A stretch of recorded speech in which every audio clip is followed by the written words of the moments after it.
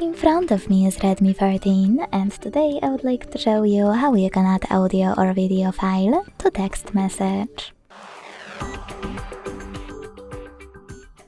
Begin by launching messages and selecting or creating a chat.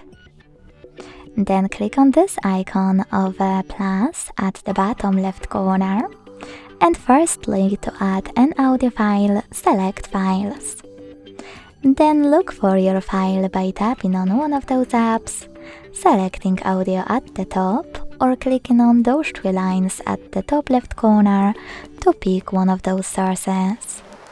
Either way, after finding your file, hold it and tap on Select at the top right corner to attach it. To add a video one, just click on Gallery section and tap on your video. You can also select folders and click on it here. Thanks so much for watching. If you enjoyed this video, leave a like, comment and subscribe. Bye!